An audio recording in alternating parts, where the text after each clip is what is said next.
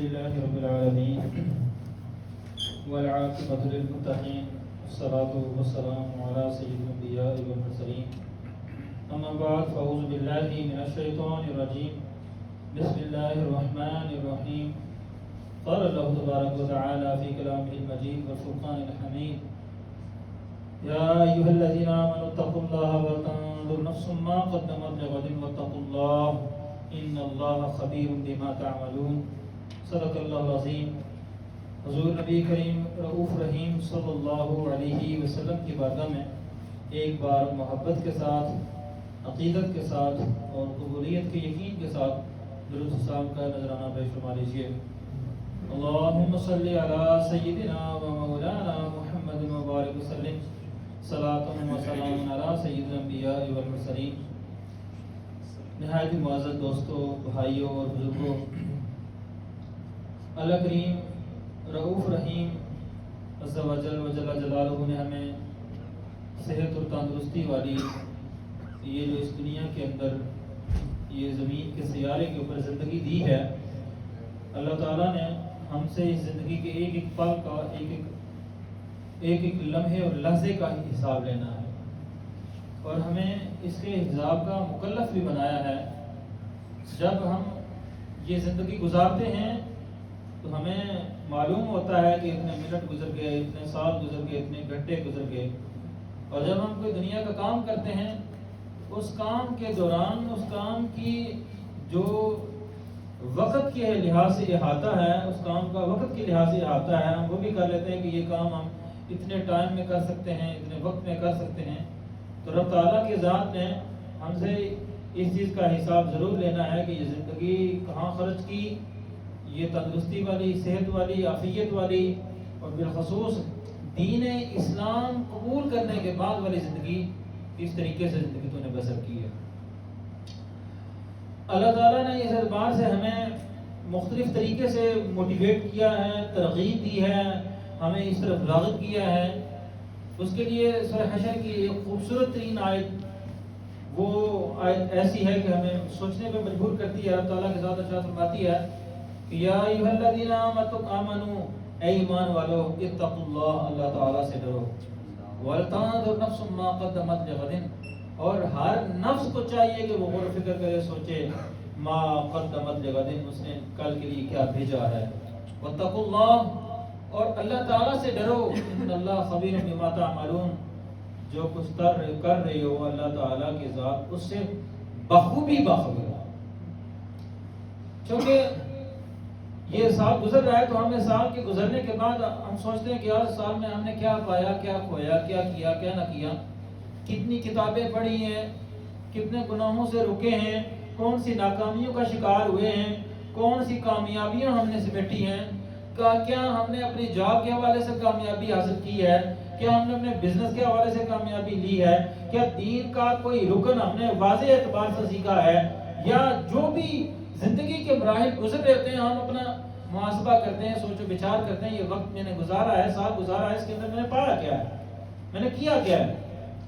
اب یہ جو سوچنا ہے، یہ سوچنا ایک اسی انسان کو میسر آتا ہے جس انسان کو اپنے وقت کی، اپنے ٹائم کی، اپنے دن، سال اور اپنے صبح و شاموں کی اہمیت کا اندازہ ہوتا ہے. یہ وہی سوچ سکتا ہے.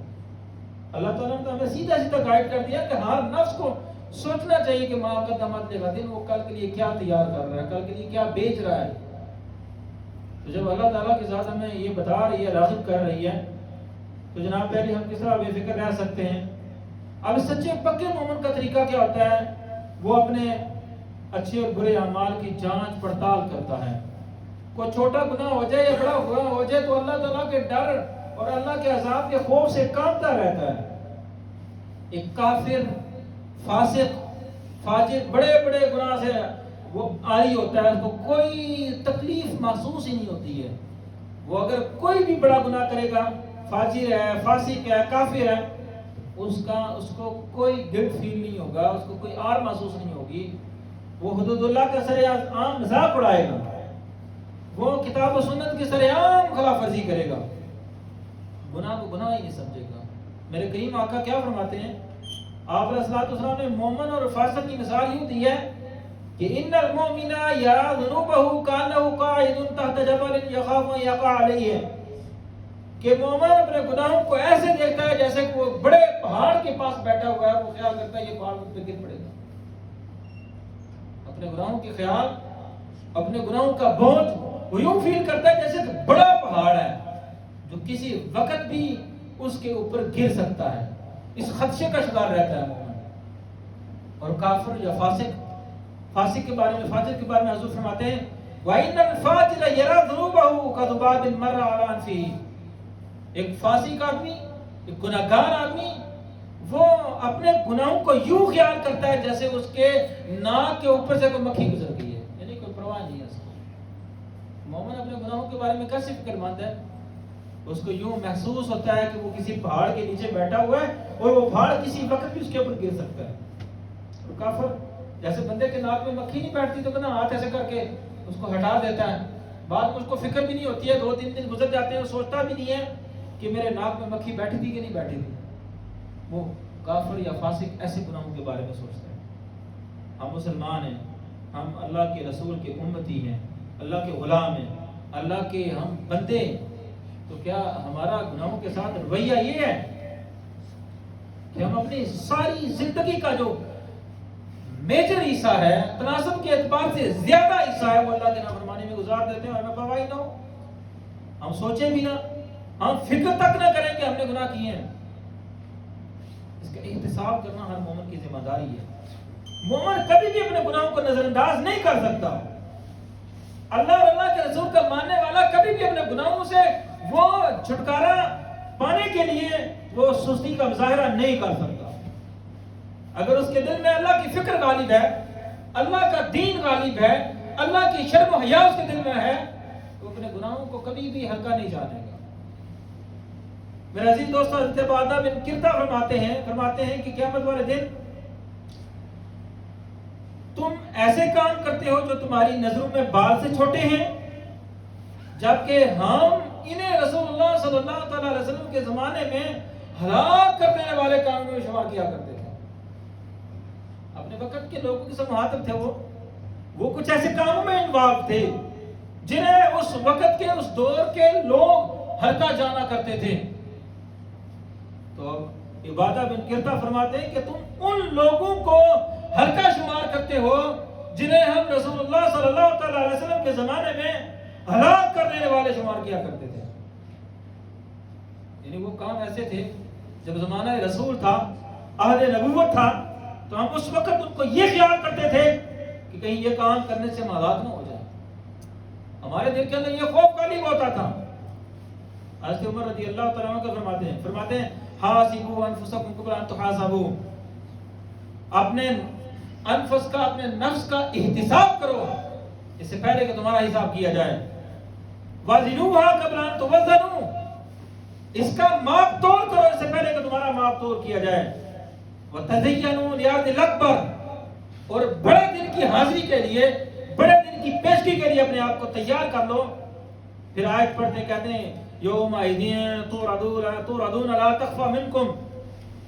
جس دن تمہیں اللہ تعالیٰ کے سامنے پیش کیا جائے گا، لا تخفى منکم خافیہ، اور کوئی سیکرٹ اس دن پوشیدہ نہیں رہے گا. سارے کے سارے راز اللہ تعالیٰ کی ذات سب کے سامنے کھول کے رکھ دے گی. اس دن کے لیے تیار کرو. یہ کون ہمیں ترغیب دے رہا ہے؟ یہ سیدنا عمر فاروق رضی اللہ تعالیٰ عنہ ہمیں ترغیب دے رہے ہیں.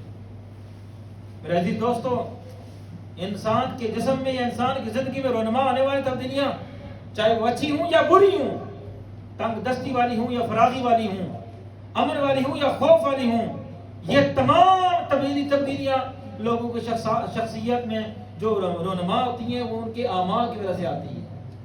کوئی بھی تبدیلی آتی ہے، ایک بندہ اگر ڈاکٹر بنتا ہے تو وہ عملوں کی وجہ سے ڈاکٹر بنتا ہے. یہ نہیں ہوتا کہ بیٹھے بیٹھے وہ ڈاکٹر بن جائے.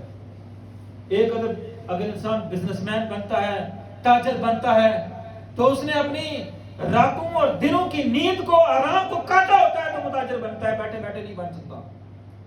تو معلوم ہوا کہ زندگی کے اندر جو تبدیلیاں آتی ہیں وہ ہمارے اعمال کی وجہ سے آتی ہیں، ہماری کمائی کی وجہ سے آتی ہیں. بیٹھے بیٹھے نہیں وہ آ جاتی. اور اسی چیز کو اللہ تعالیٰ نے اپنے کلام میں ہمیں بتایا بھی ہے کہ اللہ فرماتے ہیں ان اللہ لا یغیر ما بقوم حتی یغیر ما بانفسہم. اللہ تعالیٰ کسی قوم کی حالت کو اس وقت تک نہیں بدلتا جب تک وہ اپنے آپ کو خود نہ بدل دے. تو معلوم ہوا کہ ہماری زندگی، ہمارا صبح، ہماری شامیں تب بدلے گی جب ہم کام ایسے کریں گے جو بدلنے والے ہوں گے. ہم ہاتھ پہ ہاتھ دھرے بیٹھے ہوں، ہم جتنا کام ہو اتنا ہی کر دیں، اس کے اوپر ہم ایکسٹرا کام کوئی نہ کریں، ہم اس کے اوپر کوئی نفلی کام کوئی نہ کریں، زیادتی نہ کریں، ہم جتنا بنتا اتنا ہی کر دیں. مثال کے طور پر 4 فرض تو ہم 4 ہی پڑھتے ہیں، نہ سنتوں کا لحاظ کریں، نہ ہم اس کے ساتھ ساتھ نوافل کا لحاظ کریں، نہ واجبات کا لحاظ کریں، تو پھر بھی ہم اچھا سودا نہیں کر رہے. اور جو ڈیوٹی ہم پہ لگی ہو وہی نہ کر رہے ہوں تو پھر سوچیں ہم کتنا گھاٹے کا سودا اور کتنا ہم خسارے کا سامان اپنے لیے اکٹھا کر رہے ہیں. میرے عزیز دوستو، اللہ تعالیٰ کی ذات نے فرمایا تھا مومنوں کو، اللہ تعالیٰ فرماتے ہیں اولم اصابتکم مصیبت قد اصبتم من مثلیھا، جب تم پر مصیبت آ پڑی ہے تو تم چلا اٹھے ہو، یہ کہاں سے آ گئی؟ حالانکہ اس سے دگنا صدمہ تم کافروں کو دے چکے ہو. یہ جنگ احد کی بات ہو رہی ہے جب مسلمانوں کو کفار کے مقابلے میں فتح حاصل نہیں ہو رہی تھی، یہ اس وقت کی بات ہو رہی ہے. اللہ فرماتا ہے قل هو من عند انفسکم، ان کو کہہ دو یہ تمہاری اپنی وجہ سے ہی ہوا ہے. جو جس کو تم سوچتے ہو یہ تمہارے لیے یہ معاملہ ہو رہا ہے، ٹھیک اٹھے ہو کہ ہم پہ مصیبت آ سکتی ہے، تو یہ تمہاری اپنی ہی وجہ سے ہوا ہے. اللہ کے رسول نے ڈیوٹی لگائی تھی کہ فلاں بارڈر نہیں چھوڑنا ہے، فلاں پہاڑ نہیں چھوڑنا ہے، وہاں سے کافر حملہ کر سکتے ہیں. تو صحابہ اکرام رضی اللہ عنہم اجمعین میں سے جو شخصیات کی ڈیوٹی وہاں پر لگی تھی، انہوں نے دیکھا مال غنیمت سمیٹا جا رہا ہے تو ان سے رہا نہ گیا، انہوں نے اپنی پوسٹیں چھوڑ دی. تو کفار نے دوبارہ سے اٹیک کر دیا. اب جو ہوا مومنوں کے اپنے عمل کی وجہ سے ہوا، تو ہم سمجھتے ہیں کہ ہم عمل بھی برے کریں، ہم اللہ تعالیٰ کی نافرمانی بھی دھڑلے سے کریں اور ہمیں اللہ تعالیٰ کی ذات کامیابی بھی دے دے. یہ یقیناً بیوقوف تو سوچ سکتا ہے، عقل مند نہیں سوچ سکتا. میرے عزیز دوستو، اس اعتبار سے ہمیں سوچنا ہے کہ ہمارا سال گزر گیا ہے 2022. اب ہم نے سال کے اندر جو کام کیے ہیں وہ کتنے کام اچھے کیے ہیں؟ کیا یہ سال اگر ہم اللہ کی بارگاہ میں لے کے جائیں تو کیا ہمیں اللہ تعالیٰ کی بارگاہ سے چھٹکارا دلوا سکتا ہے کہ نہیں دلوا سکتا؟ ہمیں جہنم سے بچا سکتا ہے کہ نہیں بچا سکتا؟ ہمیں یہ اپنا محاسبہ کرنا ہے. محاسبہ کہتے کسے ہیں؟ میرے عزیز دوستو، مختلف اعمال کے کرنے سے پہلے یا کرنے کے بعد ان میں نیکی، بدی، کمی بیشی کے بارے میں اپنی ذات کے حوالے سے غور و فکر کرنا اور ان میں بہتری لاتے رہنا، یہ محاسبہ کہلاتا ہے. امام غزالی رحمۃ اللہ تعالیٰ فرماتے ہیں کہ اعمال کی کثرت اور مقدار میں زیادتی اور نقصان کی معرفت کے لیے جو غور و فکر کیا جاتا ہے اس کو محاسبہ کہا جاتا ہے.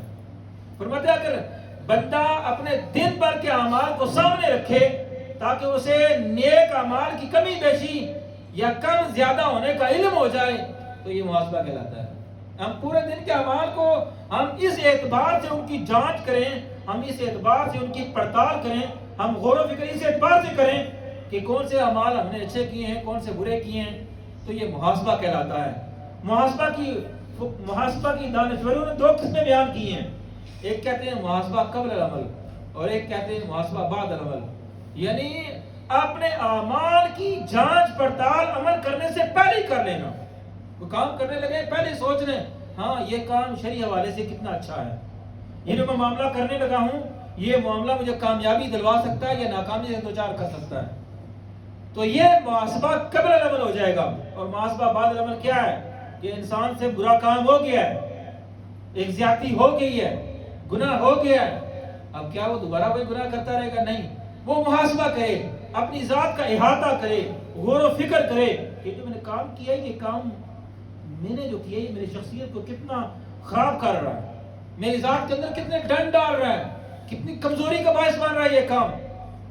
تو اسے فوراً توبہ کرے، مڑ جائے، باز آ جائے اور سچی توبہ کا ارادہ بنا لے اور اس کام کو دل کے اندر برا جانے اور اس کام سے بچنے کے لیے اپنی ساری عقل کو قابل عمل کی صورت میں لے کے آ جائے اور دوبارہ نہ کرنے کا وہ پختہ ارادہ کر لے. تو یہ محاسبہ بعد العمل کہلاتا ہے. تو ہم نے سال پورا گزار دیا ہے اگر ہم نے پورے سال میں گناہ کیے ہیں، اگر ہم نے پورے سال میں سستیاں اور غفلتیں کی ہیں، اگر ہم نے پورے سال میں اللہ کی نافرمانی کی ہے، تو آج ہم توبہ کر لیتے ہیں کہ یا رب العالمین یہ شمسی سال میں تو نے دیا ہے، یہ پورے 12 مہینے ہم نے گزار دیے ہیں، یہ پورے 12 مہینوں کے اندر جو ہم سے کمزوریاں ہوئی ہیں، جو ہم سے کمیاں ہو گئی ہیں، جو نافرمانیاں ہو گئی ہیں، مولا کریم ہم ان نافرمانیوں کی تم سے معافی مانگتے ہیں، اور ہم ان نافرمانیوں کے کرنے پہ یا رب العالمین شرمسار ہیں، ہم اپنے ان گناہوں کو کرنے پہ شرمندہ ہیں یا رب العالمین، اب ہم گناہ نہیں کریں گے۔ اور یا اللہ ہمیں وہ گناہ یوں ہی برے لگتے ہیں جیسے ہمیں دوزخ میں جانا برا لگتا ہے، ہمیں وہ گناہ ایسے ہی اچھے نہیں لگتے جیسے ہمیں کسی تکلیف میں مبتلا ہونا اچھا نہیں لگتا ہے۔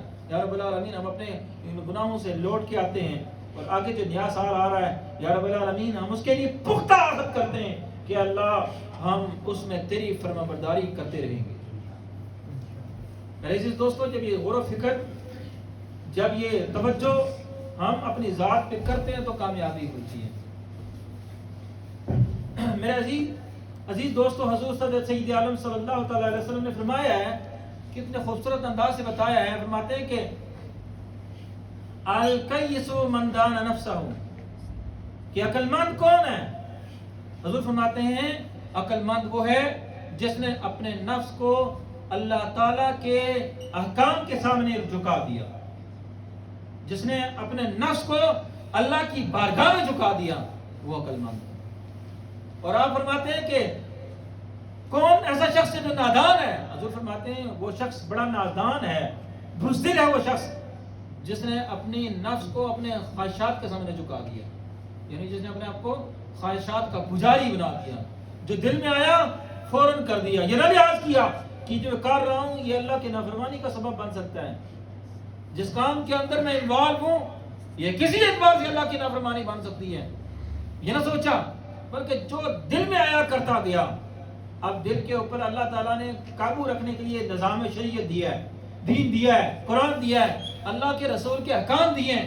اب ہم کام کرنے سے پہلے دیکھیں تو صحیح کہ یہ کام کرنے کی اللہ ہمیں اجازت دیتا ہے، یہ کام کرنے سے پہلے ہم سوچیں تو صحیح کیا میرا دین اس بات کی پرمیشن دیتا ہے کہ ہم اس کام کو کریں؟ اگر نہیں دیتا تو اپنی خواہش کی پجا نہ کریں، اپنی خواہش کی اتباع نہ کریں، مڑ جائیں۔ حضور فرماتے ہیں ایسا شخص عقل مند ہے۔ اگر جو کام ہم کر رہے ہیں ہم اس میں لحاظ نہیں کر رہے کہ اللہ ہمیں کیا کہتا ہے، اللہ کا رسول ہمیں کیا کہتا ہے، اللہ کے نظام کے اندر اس حوالے سے ہمیں کیا رہنمائی دی ہے، تو وہ کام اپنے دل کی خواہش کو، اپنے نفس کی خواہش کو پورا کرنے کے لیے، اپنے نفس کو خوش کرنے کے لیے کر رہے ہیں، تو یقیناً بڑا خطرناک سودا کر رہے ہیں، بڑی ڈینجرس صورتحال کا شکار ہو جائیں گے ہم۔ اپنے نفس کے اوپر یہ گرپ ہو، یہ مضبوطی ہو کہ جو کام بھی میں نے کرنا ہے سب سے پہلے میں نے سوچنا ہے یہ کام میں کیوں کر رہا ہوں، اللہ کو خوش کرنے کے لیے کر رہا ہوں۔ اس کام کو کرنے سے پہلے ہم نے اپنے آپ پہ غور و فکر کرنی ہے کہ یہ جو کام کر رہا ہوں یہ کام کرنے سے میرا اللہ خوش ہو رہا ہے، میرا رب راضی ہو رہا ہے۔ اگر میرا رب راضی نہیں ہو رہا میں اس کام کے کرنے سے باز آ جاؤں، وہ کام نہ کروں۔ کیوں؟ اگر اللہ کو ناراض کر لیا تو اپنے آپ کے لیے اس جہان کی نہیں آخرت کی ناکامی بھی اپنا مقدر بنا لی۔ اللہ تعالیٰ کی بارگاہ میں اپنے آپ کو اس پوزیشن پہ کھڑا کر دینا کہ اس پوزیشن کا جو انجام ہو جہنم ہو، یہ بڑا خطرناک سودا ہے۔ میرے عزیز دوستو، اللہ تعالیٰ کے حبیب صلی اللہ تعالیٰ علیہ وسلم ہمیں وہ کام کرنے کے لیے بھیجے کہ جن کاموں کے کرنے سے اللہ راضی ہوتا ہے۔ جب ایک انسان برے کام کرتا ہے، جب ایک انسان آخرت کو درخور اعتنا سمجھتا ہے، جب ایک انسان ان کاموں میں لگ جاتا ہے جن کاموں کے کرنے سے اللہ تعالیٰ کی نافرمانی ہوتی ہے، اللہ تعالیٰ کے نظام کے اندر اپنی طرف سے وہ بغاوت کر رہا ہوتا ہے، گناہ پہ گناہ کیے جا رہا ہوتا ہے، ان گناہوں پہ توبہ نہیں کر رہا ہوتا، استغفار نہیں کر رہا ہوتا، تو میرے عزیز دوستو اس کا دل سارے کا سارا سیاہ ہو جاتا ہے، اس کے دل کے اوپر مہر لگ جاتی ہے۔ تبھی قرآن اس حوالے سے ہمیں الرٹ کرتا ہے، ہمیں اللہ تعالیٰ کا قرآن کہتے ہیں کلا بران علی قلوبہم ما کانوا یکسبون۔ اللہ فرماتے یوں نہیں ہے بلکہ ان کے دل ان کے اعمال کی وجہ سے زنگ آلودہ ہو گئے۔ کیا دل ایسے زنگ آلودہ ہو گئے؟ جب انسان برے اعمال کرتا رہتا ہے، اللہ تعالیٰ کی نافرمانی والے کاموں میں انوالو ہوتا رہتا ہے، اللہ فرماتا ہے کہ اس کے دل ان برے اعمال کی وجہ سے زنگ آلود ہو گئے۔ جب دل زنگ آلود ہو جائے سوچیں اس کو واپس کس طرح لانا ہے. اس کو واپس لانے کے سب سے پہلے تو فکر مندی ضروری ہے, شوق ضروری ہے, فکر ضروری ہے کہ میرا وقت, میرا ٹائم, میرے دن, میرے راتیں, میرے شب, میرے سال غفلت میں نہ گزریں, اللہ تعالیٰ کی فرما برداری میں گزریں. اگر انسان اس فکر مندی کا اگر اس انسان یہ فکر مندی کرنا شروع کر دیتا ہے تو اللہ تعالیٰ کی ذات اس کی دل کے اندر, اس کے دماغ کے اندر برکتیں نازل کرتا ہے. اس کا دل کا زنگ ختم ہو جاتا ہے, شریعت کی طرف لوٹ آتا ہے تو اس کا لوٹنا اللہ تعالیٰ کی بارگاہ میں قبول ہو جاتا ہے. حضرت سیدنا حسن بصری فرماتے ہیں, کہتے ہیں مومن کے دل میں اچانک کوئی پسندیدہ خیال آتا ہے جس کا نفس اس خیال کو پسند کر رہا ہوتا ہے تو مومن کہتے ہیں خدا کی قسم تو مجھے بہت پسند ہے, تو میری ضرورت بھی ہے, لیکن افسوس تیرے اور میرے درمیان ایک رکاوٹ ہے. یہ کیا ہے کہ مومن اس پسندیدہ خیال کو ترک کر دیتا ہے کیونکہ نفس کا خیال ہوتا ہے. مومن اس خیال کے ساتھ بات کر رہا ہوتا ہے کہ تو جو میرے دل میں آ رہا ہے تو بڑا خوبصورت. اب تیرے اور میرے درمیان رکاوٹ کیا ہے؟ رکاوٹ ہے اللہ تعالیٰ کا حکم. اگر میں تیری بات سنوں گا تو اللہ کا حکم مجھے توڑنا پڑے گا, اگر میں تیری بات نہیں سنوں گا تو میں اللہ تعالیٰ کی بارگاہ میں سرخرو ہو جاؤں گا. ہمارے اسلاف ایسے اپنے نفس سے مخاطب ہوا کرتے تھے. کہتے ہیں اسی کا نام محاسبہ ہے. محاسبہ یہی ہے کہ جو خواہش آپ کے دل میں بری پیدا ہو رہی ہے اس کے سامنے پوری مضبوطی کے ساتھ کھڑے ہو جائیں کہ میں تمہیں عمل میں نہیں آنے دوں گا, میں وہ نہیں کروں گا جو میرا دل چاہے گا, میں وہ کروں گا جو میرا رسول میرا رب چاہے گا. میرے عزیز دوستوں, اسی لیے تو اللہ تعالیٰ نے لفظ نفس لوامہ کی قسم اٹھائی ہے. اللہ فرماتا ہے وَلَا أُقْسِمُ بِالنَّفْسِ اللَّوَّامَةِ, اور اس جان کی قسم جو اپنے اوپر بہت ملامت کرے, یعنی وہ جان جو کام کر رہی ہوتی ہے اس کے بارے میں فکر مند ہوتی ہے, یہ کام نہیں کرنا, یہ کام نہیں کرنا, اس کام سے میں نے بچ جانا ہے, تو اللہ تعالیٰ نے اس نفس کی بھی قسم کھائی ہے. میرے عزیز دوستو, حضور فرماتے ہیں عقل مند کون ہے؟ آپ فرماتے ہیں عقل مند وہ شخص ہے جو اپنا محاسبہ کرے اور آخرت کی بہتری کے لیے نیکیاں کرے. عقل مند کون ہے؟ جو اپنے نفس کا محاسبہ کرے اور آخرت کی بہتری کے لیے نیکیاں کرے. اور عاجز کون ہے؟ مجبور کون ہے؟ حضور فرماتے ہیں مجبور وہ ہے جو اپنی نفسانی خواہشات کو پورا کرے اور اللہ تعالیٰ کی رحمت سے امید رکھے, اللہ تعالیٰ کے انعام سے امید رکھے. ہم دیکھتے ہیں کہ ہم عقل مند ہیں کہ ہم مجبور ہیں, ہم تو مجبور ہیں, گناہ بھی کیے جا رہے ہیں اور اللہ کی رحمت سے امید بھی ہے. ہم تو مجبور ہیں, ہم تو عقل مند نہیں ہیں.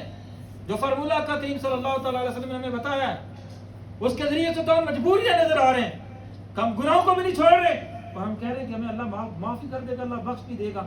میرے عزیز دوستو, یہ عقل مندی نہیں ہے, یہ مجبوری ہے. عقل مندی یہ ہے کہ انسان اپنے آپ کا محاسبہ کرتا رہے اور یہ سوچتا رہے کہ میں جو نیکیاں کر رہا ہوں یہ میری آخرت کی بہتری کے کام آئیں گے. تو نیکیاں کس پہ محیط ہوتی ہیں؟ نیکیاں ہمارے صبح و شام کے اعمال پہ محیط ہوتی ہیں. میں آج دیکھ رہا تھا کہ ہمارے پاس ایک دن کے اندر کتنے منٹس ہوتے ہیں, ایک سال کے اندر کتنے سیکنڈ ہوتے ہیں. تو میں نے اندازہ لگایا ایک سال کے اندر 3,15,36,000 سیکنڈ ہوتے ہیں. ایک سال کے اندر 3,15,36,000 سیکنڈ ہے. اور منٹس کتنے ہیں؟ 8,760 سیکنڈ گھنٹے. پورے سال کے اندر 8,760 گھنٹے ہیں. اور منٹس ایک دن کے اندر منٹ کتنے ہیں؟ 1440 منٹ ایک دن کے اندر ہے. اور پورے سال کے اندر کتنے منٹ ہیں؟ یہ ہیں 5,25,600 منٹ ہے پورے سال کے اندر.